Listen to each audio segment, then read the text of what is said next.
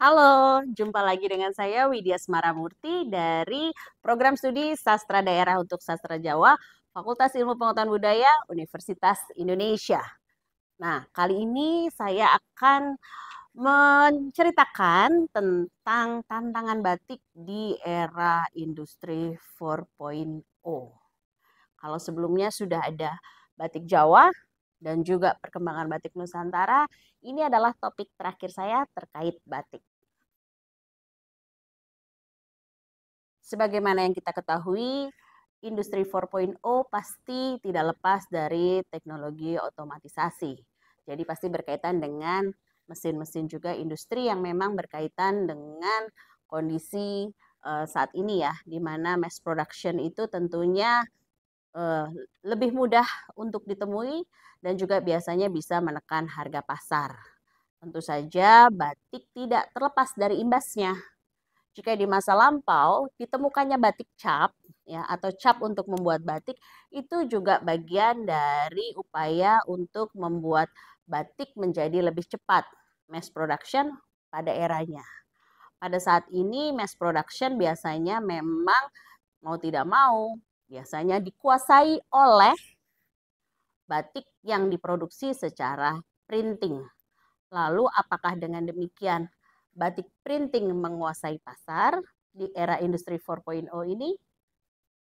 Itu adalah tantangan yang memang muncul di tengah kondisi saat ini. Kenapa? Karena kalau kita bilang atau bicara tentang kondisi saat ini, pembatik tulis itu jumlahnya sudah jauh berkurang. Dikatakanlah era 50 tahun yang lalu ya. Kondisi saat ini tuh SDM batik khususnya untuk batik tulis itu sangat katakanlah terbatas ya. Memang ada UMKM yang memang mereka masih memiliki pembatik tulis. Namun ternyata kalau kita lihat realitanya SDM saat ini lebih senang katakanlah mereka bekerja di pabrik karena jelas setiap bulan mereka memiliki gaji tetap yang jelas. Nah, kalau batik itu tidak demikian. Mereka sudah bekerja setiap hari, ya. Lalu kemudian proses produksi sudah ada hasilnya batik. Kadangkala proses penjualannya yang agak sulit. Sehingga jika mereka memang benar-benar menggantungkan diri kepada batik, kadangkala secara perekonomian tentunya lebih ya berbeda karena tidak pasti dibandingkan apabila mereka bekerja di pabrik. Hal ini juga yang membuat SDM batik tulis itu semakin berkurang. Nah, oleh sebab itu ada yang namanya sekarang sebetulnya mesin batik untuk membatik tulis atau canting. Nah, mesin canting ini ya memang dimunculkan sebagai upaya untuk menyiapkan kondisi seandainya batik tulis itu sudah tidak lagi diminati oleh mereka yang ingin bekerja sebagai pembatik. Sehingga proses produksi pembatikan khususnya batik tulis dengan menggunakan canting tetap ada. Walau demikian tentu saja berbeda ya. Batik yang dihasilkan dengan mesin dengan batik yang dihasilkan secara manusia ya, itu dengan tenaga manusia dengan menggunakan alat canting. Bedanya ada di rosok. Hasil keindahannya pasti berbeda.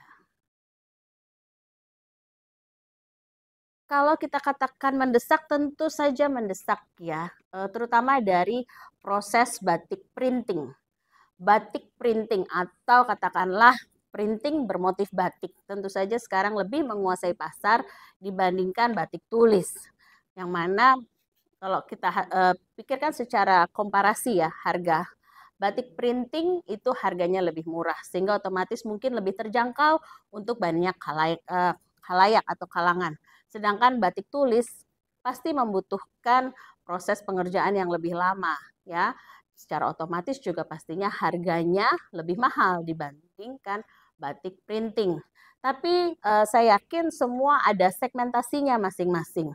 Dengan kondisi perekonomian sekarang ini, saya pikir untuk mereka yang memang lebih memilih batik printing dibandingkan batik tulis karena memang kemampuan mereka preferensinya ke arah batik printing.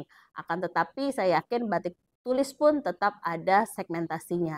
Walaupun demikian saya sarankan mungkin bisa memilih untuk menggunakan batik cap Ya, jadi batik yang diproses dengan menggunakan cap. Karena itu masih dikategorikan batik, bukan printing bermotif batik. Teknologi sekarang ya bisa dikatakan dalam upaya perkembangan batik Indonesia memberikan manfaat dalam segi proses dan desain yang katakanlah lebih indah, lebih akurat dan lebih menarik. Begitupun juga dengan membuat katakanlah cap. Desain cap itu bisa dibuat dengan desain digambar terlebih dahulu, lalu untuk produksi capnya nantinya dihasilkan dengan menggunakan mesin yang akan menghasilkan cap yang lebih baik. Jika zaman dulu batik cap itu ya istilahnya ditatah ya, karena menggunakan tembaga begitu ya. Kalau sekarang baik cap maupun canting itu sebetulnya bisa juga diproduksi dengan menggunakan mesin. Sehingga secara produktivitas itu tentu lebih memudahkan dari segi waktu. Walaupun demikian, pada akhirnya saya kembalikan lagi kepada kondisi pilihan masyarakat ya. Untuk pengembangan ke depannya, apakah batik dengan mankind ya dalam kemudian batik manusia yang diproduksi secara manusia dengan tenaga manusia baik untuk canting, cap dan tulis itu masih lebih diperhatikan ataukah batik printing? Karena kembali bahwa semua itu ada segmentasinya masing-masing. Jadi industri tetap menjadi bagian dalam perkembangan batik. Walaupun demikian, saya sarankan tetap kita mendukung upaya pemajuan batik, terutama batik yang menggunakan jasa manusia. Demikian dari saya, terima kasih.